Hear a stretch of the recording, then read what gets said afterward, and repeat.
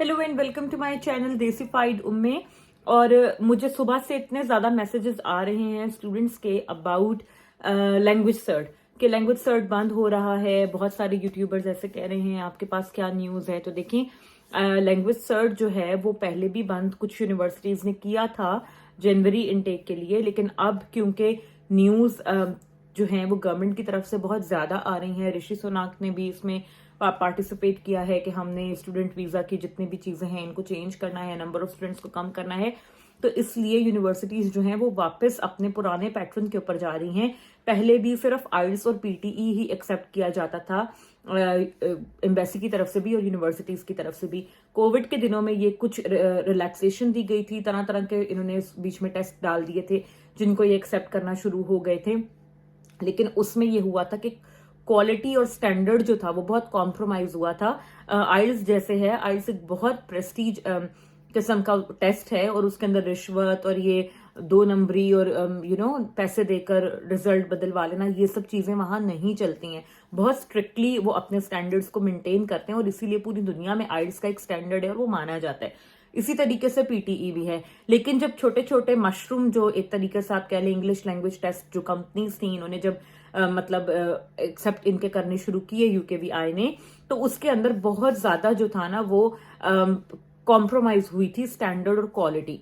तो अब ये हो रहा था कि स्टूडेंट्स जो थे वो 2 नंबर तरीके से बस टेस्ट नहीं दिया, पैसे दे के सर्टिफिकेट ले लिया ओरिजिनल, इस तरीके की चीजें बहुत ज्यादा हो रही हैं लैंग्वेज सर्ट के साथ भी। और जो दूसरे हैं उनके साथ भी, जैसे यूनिवर्सिटी का जो प्रोफिशिएंसी टेस्ट होता है कि डिग्री प्रीवियस सारी इंग्लिश में थी, इस टाइप की चीजें काफी ज्यादा हो रही थी।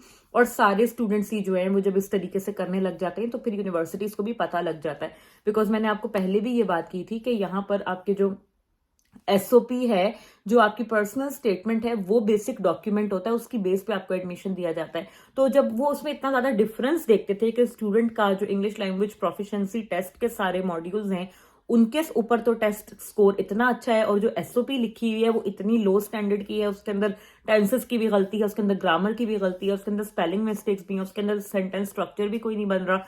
और फिर सारी कलई खुल जाती है जब आपका इंटरव्यू होता है। जब वो आपका इंटरव्यू लेते हैं तो वो तो जाहिर है वो तो कोई नहीं आपकी जगह बैठ के दे सकता, वो तो स्टूडेंट ने खुद ही देना है।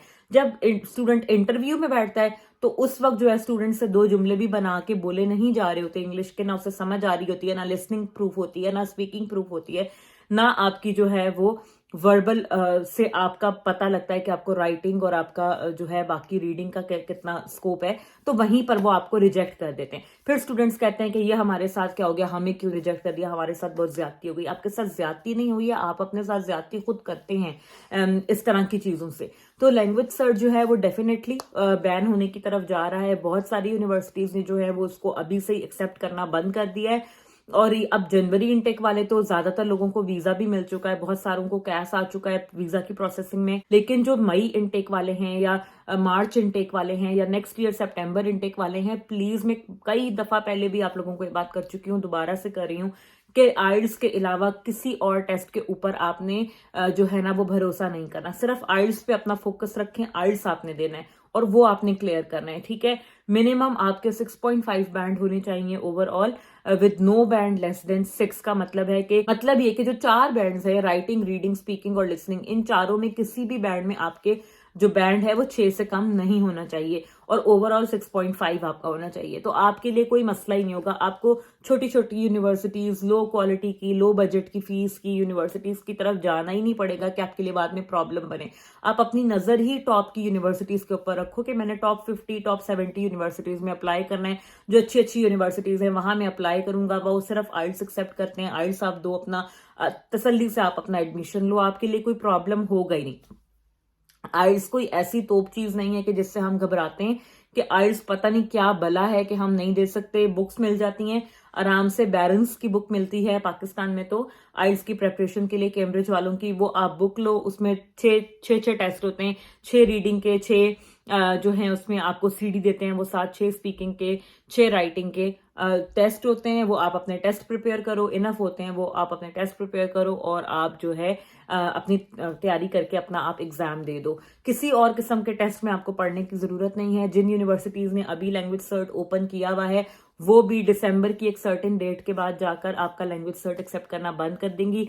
हो सकता है बहुत सारे लोग जिन्होंने अभी से एडमिशन एप्लीकेशन लैंग्वेज सर्ट की बेस पर दी हुई है काफी यूनिवर्सिटीज के अंदर जो पहले इसको एक्सेप्ट कर रही थी, उनके अंदर अगर आपने अपनी एप्लीकेशन दी हुई है लैंग्वेज सर्ट की बेस के ऊपर, तो ये भी हो सकता है कि वो मिड दिसंबर के बाद जाकर आपको बोलें कि language cert is no longer acceptable, so please provide any different kind of English language proficiency test. तो तब जो आपने इतनी मुश्किल उठानी है, बेहतर है आप अभी से ही आप 15 दिन तैयारी करें, उसके बाद आप आइल्स दें ताकि आपका स्कोर रेडी हो। आप चाहें तो उसे पोर्टल पे अपडेट भी कर सकते हैं और चाहें तो कंटिन्यू करके देख सकते हैं लैंग्वेज सर्ट के साथ, और बाद में जब वो आपसे मांगे तो आप उन्हें दे दें।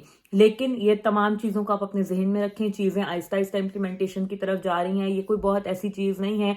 यूके का पहले भी स्टैंडर्ड बहुत हाई था एडमिशन्स का, स्टूडेंट्स को लेने का, इसीलिए यहाँ पर बहुत कम तादाद में स्टूडेंट्स आते थे, बहुत सोच समझ के आते थे। लेकिन फिर जो लोग आते थे वो क्वालिटी के टॉप के बच्चे होते थे और वो आके यहाँ पर अपनी पढ़ाई पे फोकस करते थे, पढ़ते थे, अच्छा सीखते थे और फिर ग्रो करते थे अपनी लाइफ में। कोविड के दिनों में बहुत स्टैंडर्ड कॉम्प्रोमाइज हुआ, क्वालिटी कॉम्प्रोमाइज हुई, हर बच्चा उठकर यूके आ गया है। मैं यहाँ पर ऐसे ऐसे स्टूडेंट्स से भी मिली हूँ कि जो मतलब जिनमें जरा सा भी कॉन्फिडेंस नहीं होता अपनी बात आगे बताने का, अपनी बात कहने का, बात समझने का, और फिर वो लोग बहुत बुरे तरीके से स्ट्रगल करते हैं। तो ये बात नहीं है कि मैं आप लोगों को डिस्करेज करने के लिए कह रही हूँ, लेकिन देखें एक इंग्लिश स्पीकिंग कंट्री है, ठीक है, मेजर लैंग्वेज ही इंग्लिश है। कोई आपकी बात नहीं समझेगा बगैर अंग्रेजी बोले। अगर आपको बोलनी नहीं आती होगी, आप किसी से बात ही नहीं कर सकोगे, आपका कोई मोड ऑफ कम्युनिकेशन ही नहीं रह जाएगा। वो बच्चे क्लासेस में परफॉर्म नहीं कर पाते, डरे सहमे बैठे रहते हैं क्लासेस में। टीचर्स भी इंग्लिश बोल रहे हैं, स्टूडेंट्स भी इंग्लिश बोल रहे हैं, एक्सेंट इतना डिफरेंट है, ठीक है। अच्छा भला इंग्लिश बोलने वाला बच्चा आता है तो वो महीना दो घबराया रहता है बिकॉज एक्सेंट नहीं समझ आ रहा होता। तो आप देखो कि अगर आप पार्टिसिपेट नहीं कर पाओगे, आप लिंक ही नहीं कर पाओगे उस चीज के साथ, तो आप कैसे गुजारा करोगे। बहुत मसला होता है, जॉब्स लेने में बहुत मसला होता है, पढ़ाई करने में बहुत मसला होता है, फ्रेंड्स बनाने में बहुत मसला होता है। सारी आपकी सोशल लाइफ ही आपकी लैंग्वेज पे डिपेंडेंट होती है।